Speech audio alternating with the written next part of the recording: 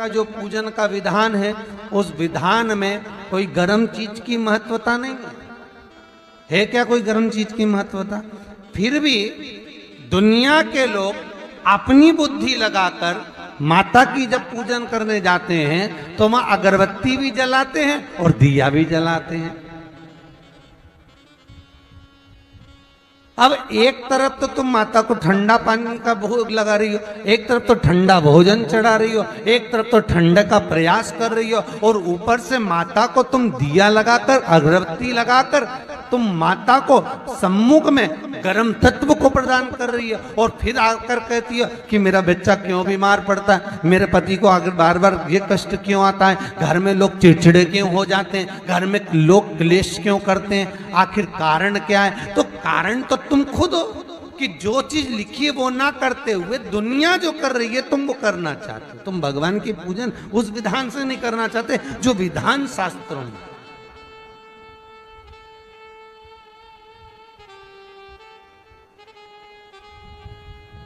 जो शास्त्रार्थ विधान कहता है। महाराज, शीतला माता की पूजन में कहीं ऐसा लिखा है कि तुम दिया लगाना, अगरबत्ती लगाना? शीतला माता की पूजन में लिखा है एक लोटा पानी लेना, उस जल में पुष्प आदि लेकर माता को ठंडा भोजन का सुंदर भाव से माता का स्नान कराकर पूजन करना, अर्चना करना, कुंकू, चावल, रोली, मोली जो चढ़ा सकते हो, चुनरी, वस्त्र आदि जो चढ़ाना हो चढ़ाओ। पर ये नहीं लिखा कि तुम दिया भी लगाना कि अगरबत्ती भी लगाना, क्योंकि गर्म तत्व मत चाहिए माता।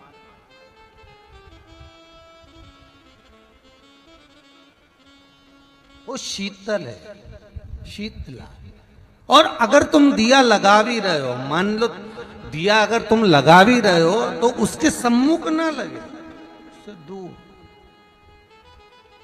बहुत दूर। शीतला माता की पूजन होती है, यहां होती है? अरे बोलो तो, होती है। शीतला माता की पूजन होती है ठंडे समय में, शीतल समय में। शीतला माता ने ये नहीं किया कि रोटी बना के उठो और थाली लेके लाइन में लग जाओ।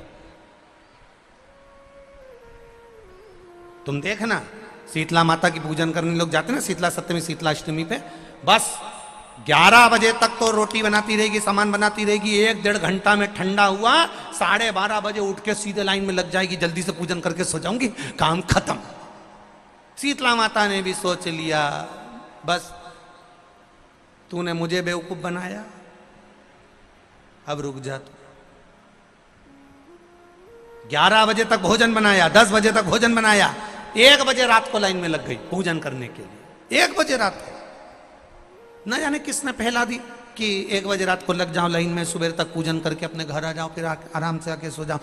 अब इतनी जल्दी क्या है भगवान के पूजन की? माँ की पूजन करने जा रहे हो, माता से लाड़ लड़ाने जा रहे हो, अपनी माता से अपने दिल की बात कहने के लिए जा रहे हो, अपने स्नेह की बात कहने के लिए जा रहे हो, तो धीरे धीरे प्रेमवश आनंद से माता की आराधना शीतल समय में, ठंडे समय में। ठंडे समय का मतलब है भीतर से ठंडे होकर, अपने भीतर से ठंडे होकर। अब अपने भीतर तो ठंडा ही है ही नहीं ना, जल्दी जल्दी चलो, और आधी बहुत पतली खुशी है, और और ये कितना बड़ा कपड़ा थाली पे ढाक ढुका के लाइन में खड़ी है शीतला माता। शीतला माता, या हाथ में लोटा या हाथ में थाली, और इतनी देर में पड़ोसन निकल के बाजू में से जा रही थी और लोटा थोड़ा सा ढुल गया। अब यहाँ शीतला माता की पूजन करनी आई और ये हो गई चंद्र घंटा। लोटा जरा सा ही पानी का झलका, देख के नहीं चल सकती। ठंडा भोजन हाथ में, लोटा ठंडा पानी का, और अंदर अग्नि। शीतला माता भी कह रही इसको अजान दो पहले, इसको क्या मतलब? भीतर से शीतल हुई है, भीतर से ठंडे हुई है। चित्त, वृत्ति, मन जब भीतर से शीतल होगा, ठंडा होगा, तो मेरी शीतला माता तुमने पूजन करा ना करा, मेरी शीतला माता प्रसन्न हो जाएगी। बस भीतर से शीतल हो, ठंडे हो भीतर से।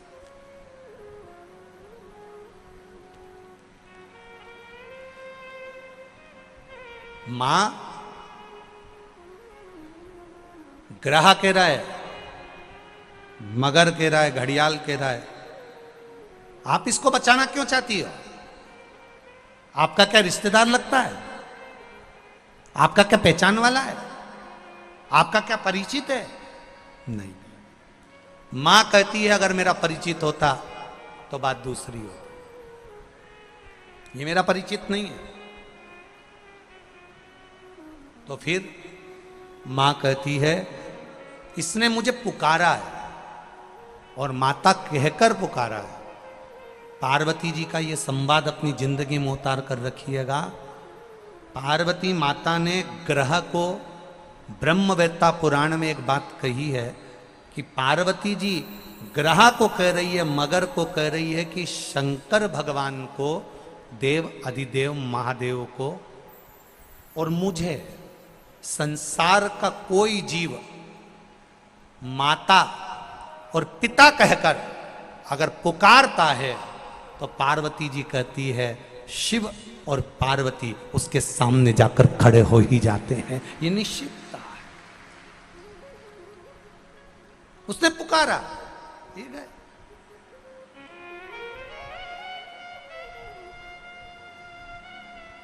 आप जिस भाव से पुकार रहे हो, एक लोटा जल, बोलो बोलो, सारी समस्या का हल। वो जल में, वो रुद्राक्ष में, अब उन्होंने भी भेजा सियोर की एक रुद्राक्ष मिल जाए, रुद्राक्ष प्राप्त हो जाए। वो रुद्राक्ष हो तो कहीं ना कहीं भाव जागृत होता है, कहीं ना कहीं विश्वास जागृत होता है, भरोसा दृढ़ हो जाता है। और जब विश्वास जागृत हो जाए, भरोसा प्रबल हो जाए, तो वो सुख है। क्या ये आपके माता पार्वती जी ग्रह कह रहे हैं कि यह बच्चा आपका पहचान वाला है? नहीं नहीं नहीं, माता पार्वती कहती मेरा पहचान वाला नहीं है, पर बचाना मेरा फर्ज है। जो पार्वती मैया कर रही है, देव अधिदेव महादेव को पिता मान लेता है।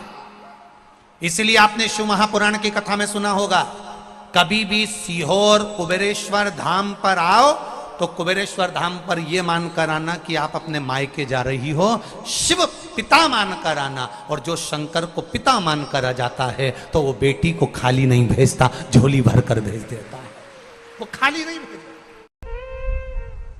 तो जब माता उमा जब प्रगटी तो उनका केश भूमि पर गिरा, और भूमि पर गिरने के कारण उससे एक वृक्ष उत्पन्न हुआ जो नीम का वृक्ष कहलाता, निमाड़ी का वृक्ष कहलाता। इसलिए साउथ में, दक्षिण में नीम के वृक्ष को स्वयं देवी का प्रतिबिंब माना जाता है। नीम के वृक्ष को स्वयं माता का प्रागट्य उत्सव माना जाता है। नीम के वृक्ष को स्वयं देवी का भाव वर्णित किया जाता है। और बहुत सुंदर बात है महाराज जी, जिसके शरीर में माता निकल गई हो, दाने दाने पड़ गए हो पूरे शरीर में, बुखार भी बहुत तेज आ रहा हो और पूरे शरीर में माता जी निकल गई हो, एक लोटा पानी जिसके शरीर में माता जी निकली है उसके पास में रख दो, और वो पानी उठाकर नीम के पेड़ में उस व्यक्ति के ऊपर से 7 बार उतार के नीम के पेड़ में डाल दो। 3 दिन के अंदर उसकी माता जो शरीर में निकली हुई है, दाने दाने पड़े हुए हैं, जो बुखार बहुत तेज आ रहा है, उसमें धीरे धीरे आराम मिलना प्रारंभ हो जाता है। यहां तक शास्त्र कहता है कि किसी व्यक्ति को अचानक बहुत तेज बीमार आ गया, बहुत तेज बुखार आ गया, या एकदम,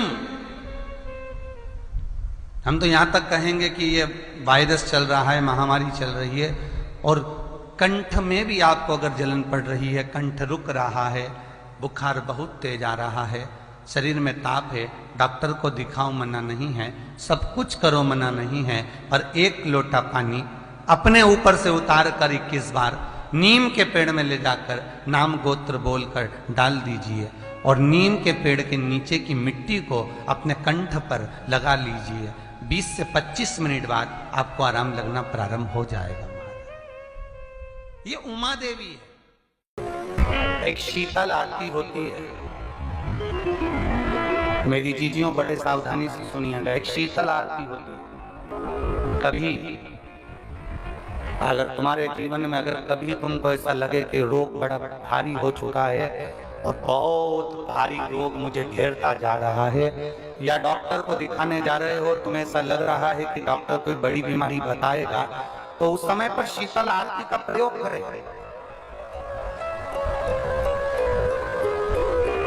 एक पुष्प हाथ की हथेली में रख लीजिए, एक पुष्प हाथ की हथेली में रख लीजिए,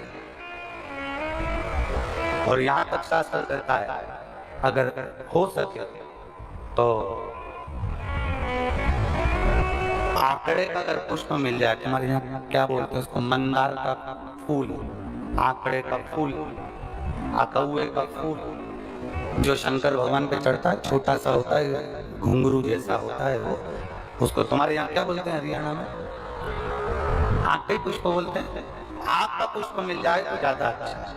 अब उसमें चाहे सफेद हो, चाहे नीला हो, चाहे गुलाबी हो, जैसा भी हो, हाथ में रखने के बाद हाथ में 1 लोटा जल भगवान शंकर के शिवालय में जब आप प्रवेश करें, और प्रवेश करते समय भगवान के सम्मुख में जब भगवान शंकर के साक्षी में जब पहुंचे, आपके सामने पूजन में कोई भी सामग्री नहीं है, आपके पास में न दिया है, ना बाती है, ना अगरबत्ती है, ना चंदन है, ना कपूर है, ना कोई सामग्री है, केवल एक आंख का पुष्प और 1 लोटा जल आपके पास में है। शिवालय में पहुंचकर शीतल आरती का प्रयोग करो। 11 बार भगवान शंकर के 11 रुद्रों का स्मरण कर जब 11 बार शंकर के शिवलिंग के ऊपर से नीचे तक कलश को जब घुमाया जाता है, और घुमाने के बाद वो आग का जो पुष्प है वो अशोक सुंदरी वाली जगह पर समर्पित कर भगवान शंकर को जो जल चढ़ाया जाता है, जो जल समर्पित किया जाता है, डॉक्टर भले तुमसे कह रहा हो कि तुम्हें बड़ी बीमारी के चांस हैं, आप जाकर एक बार चेक कराना, तुम्हें वो बड़ी बीमारी निकलेगी ही नहीं, उस रोग से। इसको शीतल आरती का प्रयोग किया गया। ये शीतल आरती,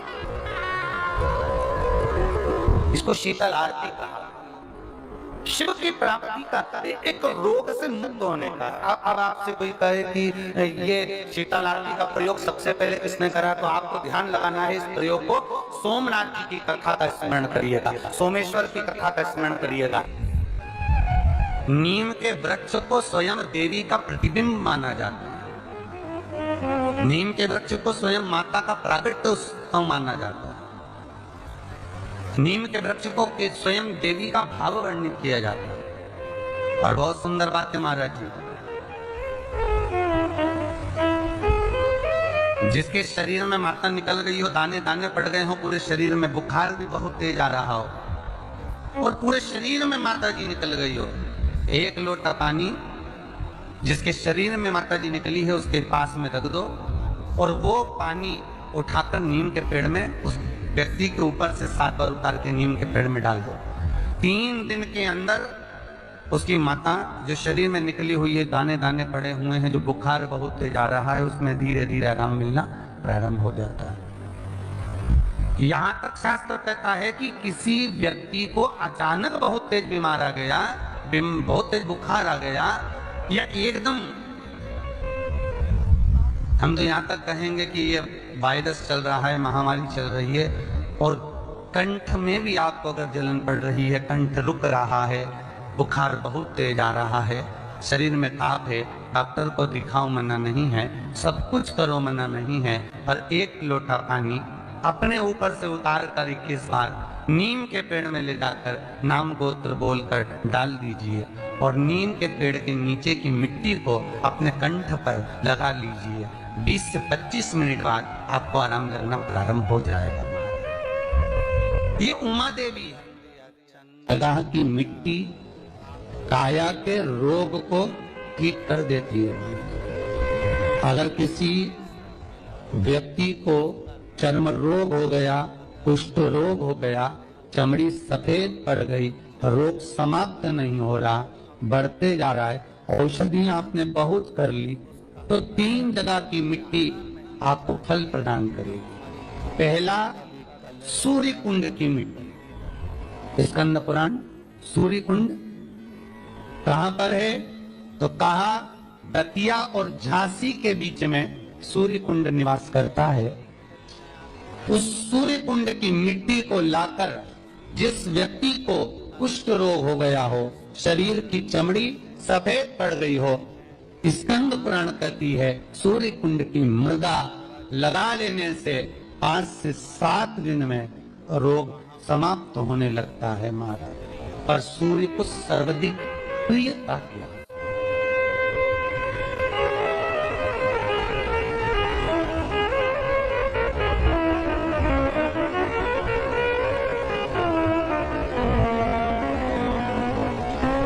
सर्वाधिक प्रियता सूर्य को क्या?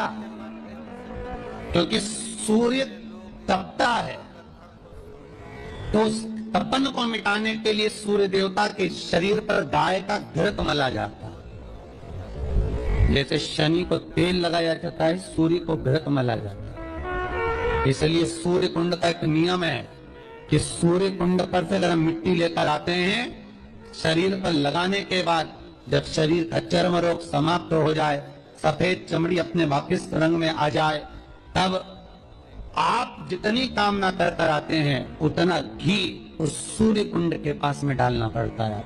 1 किलो, 2 किलो, आधा किलो, 250 ग्राम, 25 ग्राम, 50 ग्राम, जो आपने कामना करी है उतना चढ़ाना। पर वो घी गाय का होना चाहिए, और उस घी का प्रयोग कोई नहीं कर सकता, इसलिए गाय का होना चाहिए। और उस घी का प्रयोग कोई नहीं कर सकता, इसलिए आज भी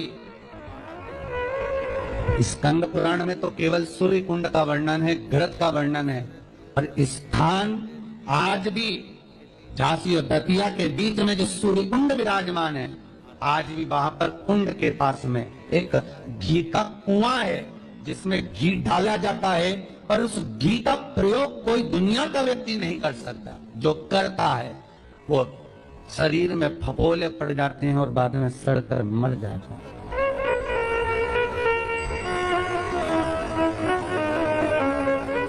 घृत, गंध नहीं, घृत। 3 जगह की मृदा जीव को सुख अनुभव कराती है। पहला सूर्य कुंड महाराज।